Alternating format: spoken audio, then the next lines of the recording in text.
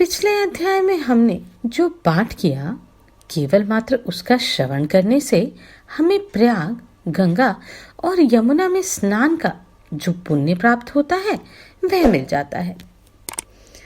इस अध्याय में हम तुलसी, शालग्राम और प्रयाग तीर्थ की वह कथा सुनेंगे जिनको केवल सुनने मात्र से इनके पूजन का और दर्शन का पुण्य प्राप्त होता है। नमस्कार, मैं आभा शर्मा जावास। यदि आपको मेरा ये प्रयत्न सराहनीय लगा हो तो मुझे सब्सक्राइब करके प्रोत्साहित करें। शिवजी बोले, नारद सुनो, अब मैं तुलसी का महात्म्य बताता हूँ, जिसे सुनकर मनुष्य जन्म से लेकर मृत्यु पर्यंत किए हुए पाप से छुटकारा पा जाता है। तुलसी दल, फूल, फल, मूल, शाखा, छाल, तना और मिट्टी आदि सभी पावन हैं। जिनका मृत शरीर तुलसी काष्ठ की आग से जलाया जाता है वे विष्णु लोक में जाते हैं। मृत पुरुष यदि अगम्य गमन आदि महान पापों से ग्रस्त हो तो भी तुलसी काष्ठ की अग्नि से देह का दाह संस्कार होने पर वह शुद्ध हो जाता है। जो मृत पुरुष के संपूर्ण अंगों में तुलसी का काष्ठ देकर पश्चात उसका दाह संस्कार करता है वह भी पाप से मुक्त हो जाता है। जिसकी मृत्यु के समय श्रीहरि का कीर्तन और स्मरण हो तथा तुलसी की लकड़ी से जिसके शरीर का दाह किया जाए उसका पुनर्जन्म नहीं होता। यदि दाह संस्कार के समय अन्य लकड़ियों के भीतर एक भी तुलसी का काष्ठ हो तो करोड़ों पापों से युक्त होने पर भी मनुष्य की मुक्ति हो जाती है। तुलसी की लकड़ी से मिश्रित होने पर सभी काष्ठ पवित्र हो जाते हैं। तुलसी काष्ठ की अग्नि से मृत मनुष्य का दाह होता देख विष्णुदूत ही आकर उसे वैकुंठ में ले जाते हैं। यमराज के दूत उसे नहीं ले जा सकते। वह करोड़ों जन्मों के पाप से मुक्त हो भगवान विष्णु को प्राप्त होता है। जो मनुष्य तुलसी काष्ठ की अग्नि में जलाए जाते हैं उन्हें विमान पर बैठकर वैकुंठ में जाते देख देवता उनके ऊपर पुष्पांजलि चढ़ाते हैं। ऐसे पुरुष को देखकर भगवान विष्णु और शिव संतुष्ट होते हैं तथा श्री जनार्दन उसके सामने आ हाथ पकड़कर उसे अपने धाम में ले जाते हैं।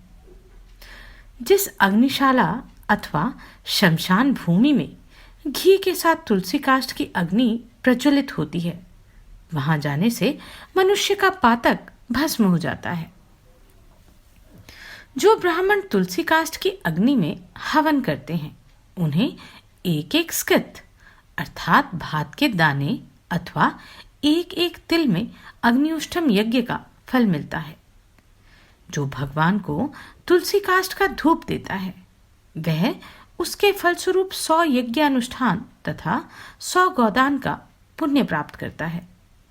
जो तुलसी की लकड़ी की आंच से भगवान का नैवेद्य तैयार करता है उसका यह अन्न यदि थोड़ा सा भी भगवान केशव को अर्पण किया जाए तो वह मेरु के समान अंधान का फल देने वाला होता है। जो तुलसी काष्ठ की आग से भगवान के लिए दीपक जलाता है उसे 10 करोड़ दीपदान का पुण्य प्राप्त होता है। इस लोक में पृथ्वी पर उसके समान वैष्णव दूसरा कोई नहीं दिखाई देता। जो भगवान श्री कृष्ण को तुलसी काष्ठ का चंदन अर्पण करता है तथा उनके श्री विग्रह में उस चंदन को भक्ति पूर्वक लगाता है वह सदा श्रीहरि के समीप रमण करता है। जो मनुष्य अपने अंग में तुलसी की कीचड़ लगाकर श्री विष्णु का पूजन करता है उसे एक ही दिन में 100 दिनों के पूजन का पुण्य मिल जाता है। जो पितरों के पिंड में तुलसी दल मिलाकर दान करता है उसके दिए हुए एक दिन के पिंड से पितरों को 100 वर्षों तक तृप्ति बनी रहती है। तुलसी के जड़ की मिट्टी के द्वारा विशेष रूप से स्नान करना चाहिए। इससे जब तक वह मिट्टी शरीर में लगी रहती है तब तक स्नान करने वाले पुरुष को तीर्थ स्नान का फल मिलता है। जो तुलसी की नई मंजरी से भगवान की पूजा करता है उसे नाना प्रकार के पुष्पों द्वारा किए हुए पूजन का फल प्राप्त होता है। जब तक सूर्य और चंद्रमा है तब तक वह उसका पुण्य भोगता है। जिस घर में तुलसी वृक्ष का बगीचा है उसके दर्शन और स्पर्श से भी ब्रह्महत्या आदि सारे पाप नष्ट हो जाते हैं। जिस घर, गांव अथवा वन में तुलसी का वृक्ष हो वहां जगदीश्वर श्री विष्णु प्रसन्नचित होकर निवास करते हैं। उस घर में दरिद्रता नहीं आती और बंधुओं से वियोग नहीं होता। जहां तुलसी विराजमान होती है वहां दुख, भय और रोग नहीं ठहरते। यूं तो तुलसी सर्वत्र ही पवित्र होती है, किंतु पुण्य क्षेत्र में वे अधिक पावन मानी गई है। भगवान के समीप पृथ्वी तल पर तुलसी को लगाने से सदा विष्णुपद वैकुंठ धाम की प्राप्ति होती है। तुलसी द्वारा भक्ति पूर्वक पूजित होने पर शांतिकारक भगवान श्री हरि भयंकर उत्पातों, रोगों तथा अनेक दुर्निमित्तों का नाश कर डालते हैं। जहां तुलसी की सुगंध लेकर हवा चलती है वहां की 10 दिशाओं और 4 प्रकार के जीव पवित्र हो जाते हैं। मुनिश्रेष्ठ, जिस ग्रह में तुलसी के मूल की मिट्टी उपस्थित है वहां संपूर्ण देवता तथा कल्याण में भगवान श्री हरि सर्वदा स्थित रहते हैं। ब्राह्मण तुलसी वन की छाया जहां जहां जाती है वहां पितरों की तृप्ति के लिए तर्पण करना चाहिए। नारद, जहां तुलसी का समुदाय पड़ा हो वहां किया हुआ पिंडदान आदि पितरों के लिए अक्षय होता है। तुलसी की जड़ में ब्रह्मा, मध्य भाग में भगवान जनार्दन और मंजरी में श्री रुद्रदेव का निवास है। इसी से वह पावन मानी जाती है। विशेषतः शिव मंदिर में यदि तुलसी का वृक्ष लगाया जाए तो उससे जितने बीज तैयार होते हैं उतने ही युगों तक मनुष्य स्वर्गलोक में निवास करता है।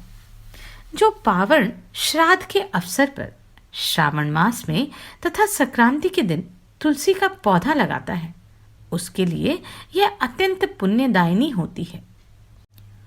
जो प्रतिदिन तुलसी दल से भगवान की पूजा करता है वह यदि दरिद्र हो तो धनवान हो जाता है।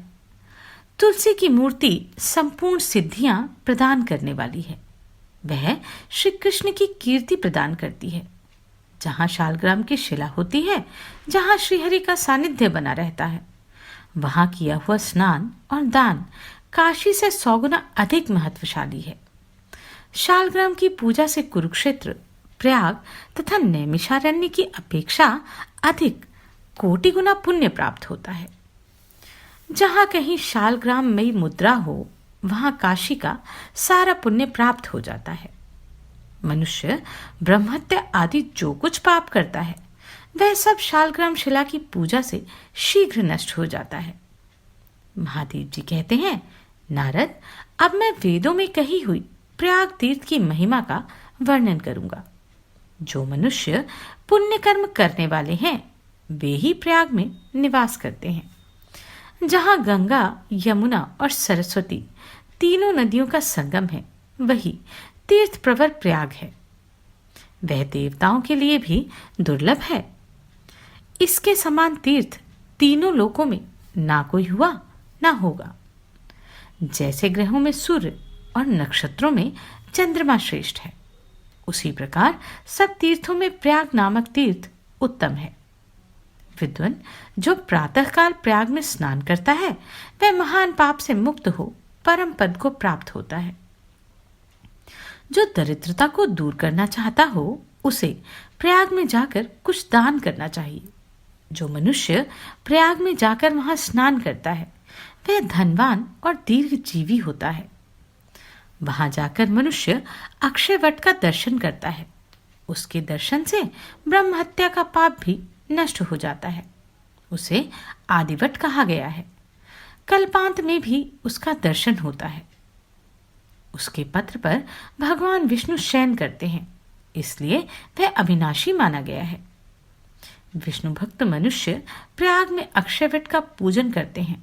उस वृक्ष में सूत लपेटकर उसकी पूजा करनी चाहिए। वहां माधव नाम से प्रसिद्ध भगवान विष्णु नित्य विराजमान रहते हैं। उनका दर्शन अवश्य करना चाहिए। ऐसा करने वाला पुरुष महापापों से छुटकारा पा जाता है। देवता, ऋषि और मनुष्य सभी वहां अपने अपने योग्य स्थान का आश्रय लेकर नित्य निवास करते हैं। गौहत्यारा, चांडाल, दुष्ट, दूषित हृदय, बालघाती तथा अज्ञानी मनुष्य भी यदि वहां मृत्यु को प्राप्त होता है तो चतुर्भुज रूप धारण करके सदा ही वैकुंठ धाम में निवास करता है। जो मानव प्रयाग में माघ स्नान करता है उसे प्राप्त होने वाले पुण्य फल की कोई गणना नहीं है। भगवान नारायण प्रयाग में स्नान करने वाले पुरुषों को भोग और मोक्ष दोनों प्रदान करते हैं। जैसे ग्रहों में सूर्य और नक्षत्रों में चंद्रमा श्रेष्ठ है, उसी प्रकार महीनों में माघ मास श्रेष्ठ है। यह सभी कर्मों के लिए उत्तम है। विद्वन, यह माघ मकर का योग चराचर त्रिलोकी के लिए दुर्लभ है। जो इसमें यत्न पूर्वक 7, 5 अथवा 3 दिन भी प्रयाग स्नान कर लेता है उसका अभ्युदय होता है। मनुष्य आदि चराचर जीव प्रयाग तीर्थ का सेवन करके वैकुंठ लोक को प्राप्त होते हैं। दिव्य लोक में रहने वाले जो वशिष्ठ और सनकादि ऋषि हैं वे भी प्रयाग तीर्थ का बारंबार सेवन करते हैं। विष्णु, रुद्र और इंद्र भी तीर्थ प्रवर प्रयाग में निवास करते हैं। प्रयाग में दान और नियमों के पालन की प्रशंसा होती है। वहां स्नान और जलपान करने से पुनर्जन्म नहीं होता। इस अध्याय में हमने तुलसी के विभिन्न अंगों के द्वारा किस प्रकार पूजन करने से महान पुण्य प्राप्त होता है यह जाना।